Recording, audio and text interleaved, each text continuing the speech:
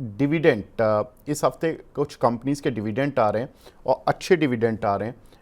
मैं उनकी एक लिस्ट देख लेता हूं कि किन किन कंपनीज़ के डिविडेंड इस हफ्ते आने वाले हैं। आप स्क्रीन पर देख सकते हैं L&T फाइनेंस करीब ₹2.5 का डिविडेंड देगी। 27 मई को इनकी रिकॉर्ड डेट है, यानी कि कल। ITC में करीब ₹7.85 का डिविडेंड आ रहा है। एंजल वन में ₹26 का डिविडेंड आ रहा है। 30 मई को रिकॉर्ड डेट है।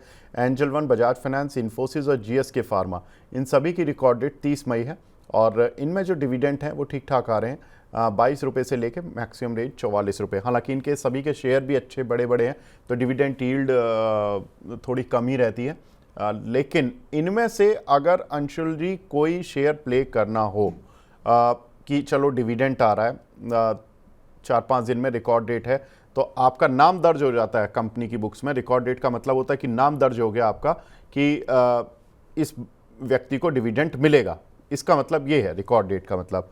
तो किसी को अपना नाम दर्ज कराना हो, डिविडेंड का फायदा उठाना हो, तो अंजलि कौन सा शेयर लेना चाहिए इनमें से? तो देखिए, इन जनरल मैं डिविडेंड के लिए स्टॉक्स बाई नहीं करता हूं, क्योंकि डिविडेंड आया गया, प्राइस एक्शन उस बीच में कुछ उल्टा सीधा हो गया, बड़ी दिक्कत हो जाएगी। इसमें से एक नाम है एंजल वन। आपको याद होगा फ्राइडे हमने डिस्कस किया था कि टारगेट कंप्लीट हुआ है 3014 का, ₹2500 से मैं प्रॉफिट बुक करूंगा। आप देखिए वहां से बहुत ज्यादा चला नहीं, उसी के आसपास घूम रहा है। दूसरा स्टॉक मेरे को L&T फाइनेंस ठीक लग रहा है। L&T फाइनेंस बट मैं लॉन्ग टर्म के लिए रिकमेंड कर रहा हूँ, डिविडेंड के लिए रिकमेंड नहीं कर रहा हूँ। शॉर्ट टर्म में थोड़ी सी तेजी आ सकती है, क्योंकि 7-8 दिन हो गए टाइट कंसोलिडेशन का। अगर ठीक ठाक चला तो 185-190 की जोन चल सकता है, बट मैं ट्रेडिंग रिकमेंड नहीं कर रहा हूँ। आपको लेना है तो आप लॉन्ग टर्म इन्वेस्टमेंट के लिए ले सकते हैं। बाकी ट्रेडिंग के लिए तो जो अपना ATGL, अदानी ग्रीन है, दोनों में मोमेंटम आया है। बाकी काउंटर भी 1 दिन में चल जाएंगे। अदानी ग्रीन पे नया हाई बनाया, डे हाई 1019 का। तो ट्रेडिंग काउंटर अलग है, बट ये डिविडेंड के लिए मैं स्टॉक्स नहीं खरीदूंगा। हालांकि इसमें इन्फोसिस मेरी बाय लिस्ट में है, एंजल वन टारगेट हो गया, ITC मेरे को पसंद नहीं है, L&T फाइनेंस मेरे को बहुत पसंद है लॉन्ग टर्म इन्वेस्टमेंट के लिए आज से। GSK फार्मा ग्लैक्सोस्मिथक्लाइन होगा ना, ये ग्लैक्सो। ये भी अच्छा नहीं लग रहा है। तो इसमें L&T finance current market price पे, L&T फाइनेंस, इन्फोसिस, दो ही अच्छे बाई लग रहे हैं, बट डिविडेंड नहीं, थोड़ा सा लंबे समय के लिए बाई करना है।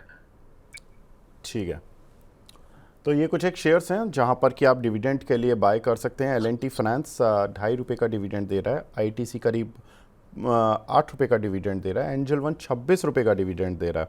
बजाज फाइनेंस ₹44 का डिविडेंड दे रहा है। देखिए डिविडेंड का जब आप कैलकुलेशन करते हैं कि आपको एक्चुअल बेनिफिट कितना मिलेगा, तो आप उसका शेयर प्राइस भी देख लें।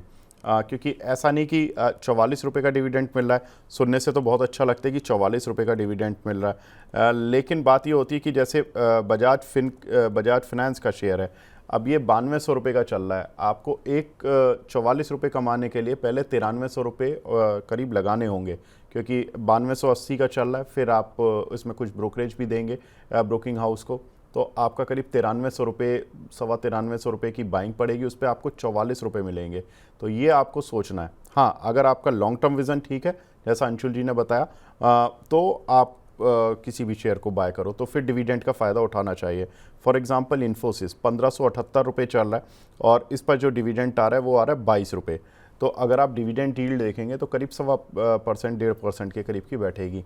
अब इसमें यह है कि लेकिन ये आपको जल्दी मिल जाएगा डिविडेंड। तो अगर आप इसको 1-1.5 महीने में के हिसाब से देखें कि आपको 1 महीने में 1.25% 1.5% का रिटर्न आ रहा है, तो ठीक है, इन्फोसिस ले सकते हैं। लेकिन बात यह है कि इन्फोसिस ऐसा तो नहीं कि डिविडेंड तो मिल जाए और फिर गिर जाए, तो वो आपको थोड़ा सा कैलकुलेशन ये देखनी होती है। तो इसलिए हमने ये, जिन लोगों के पास ऑलरेडी हैं शेयर, तो उनको खुशी मिल गई कि इनको डिविडेंड आ रहा है। जिनको इस पर स्ट्रैटेजी कुछ बनानी है तो वो बना सकते हैं।